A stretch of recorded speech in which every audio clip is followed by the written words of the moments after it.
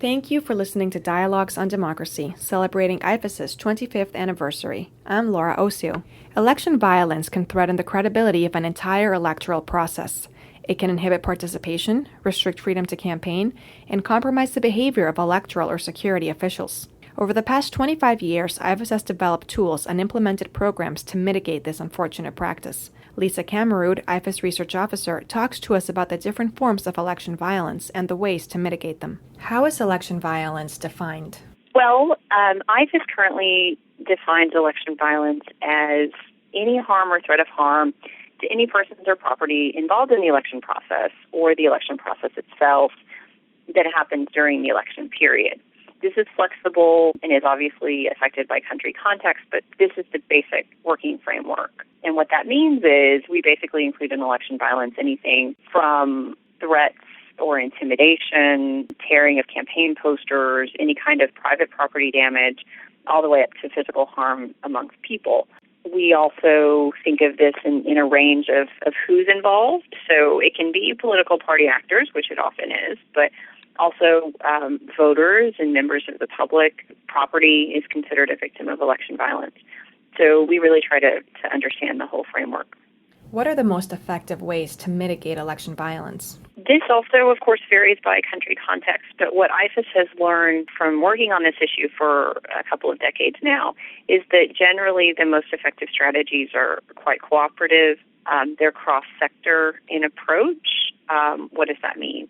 It means that a variety of stakeholders are working towards the same goal. So the election management body has good cooperation with security agencies, which have good cooperation with civil society, political parties. So the best strategies are collaborative. Specifically, factors that can contribute to reducing the risk of election violence are the presence of a really credible and proactive election management body, or as close to that as possible.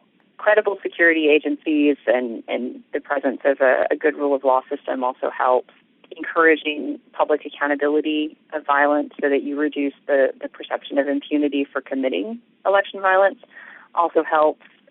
So creating that disincentive structure for political parties so that they don't see violence as a viable and easy strategy. The practice of inclusive security planning can be very, very important in terms of assessing the risk of your election violence to creating the plan to address how you see that risk, involving political parties and civil society organizations and the election management body in assessing that risk, and then building a plan to address it, and then making sure that you implement that plan effectively and that you continue to check in on whether it's working throughout the pre-election, election day, and post-election period, because those have very different types of risks involved. Other effective things are that making sure that CSOs, civil society organizations, that is, have a role to play. They're a very good watchdog on the process because they're outside of the political process. They're outside of the election process. So they can monitor, report, advocate when they see things going wrong. And then greater information and education about this issue is really important from the local level in terms of voter and civic education and ongoing civic education so that people know sort of what to expect in a democracy and how you can make your voice heard in a nonviolent way. From those programs locally to international efforts and wider research on this issue, because there are a lot of things that we still don't understand. IFES has worked on several publications on election violence in general. We're working on one right now specifically on election violence in Africa. And we just published one on gender and election violence, which is really the first publication of its kind that we're aware of among our peer organizations. And it really gets at what are we missing in terms of how election violence affects women. So making sure your institutions work on the ground, making sure that they cooperate, and then this greater information in education are three big areas. How has technology contributed towards this effort? Technology has applicability in a lot of these areas. It's certainly not a silver bullet solution in any particular area, but it can enhance what good tools are already in practice.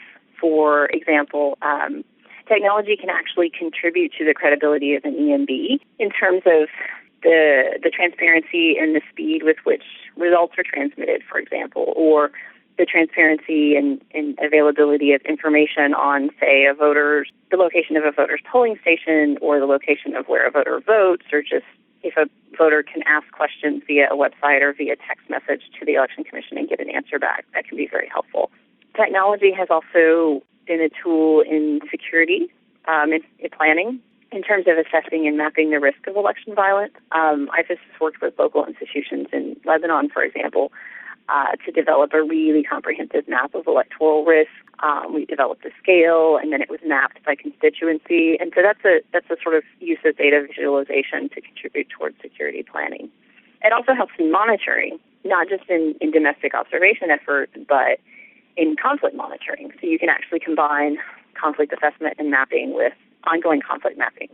So IFES has worked with organizations in Africa and in Asia in particular to develop these websites built on the Ushahidi platform that actually map out where incidents are happening in as near real time as we can get. So it's really speeded up the availability of information and the accuracy and timeliness of information. It's also speeded up information and access to information in countries where we otherwise might not have heard about election crises and election violence. For example, in Kenya and Iran, YouTube, Facebook, and Twitter were sources of information that let word get out very quickly, where local media and international media were not really functioning as well as they could have been. When did IFES start working in this area? IFES has been working on the issue of election violence in general basically since it began work, because there's always some risk of electoral conflict in the countries where we work.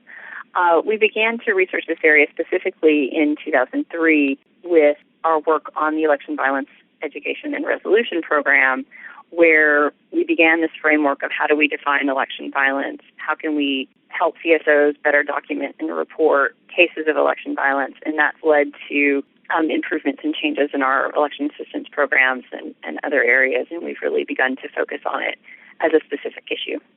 What do you think is next?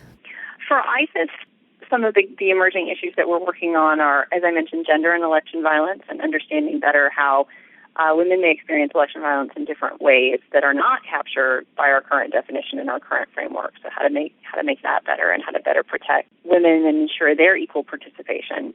Corruption and election violence, the link between those, we also have begun working on. And really beefing up our ability to harness technology to support EMBs, to support CSOs in their efforts against election violence. For more dialogues on democracy, please visit ifes.org.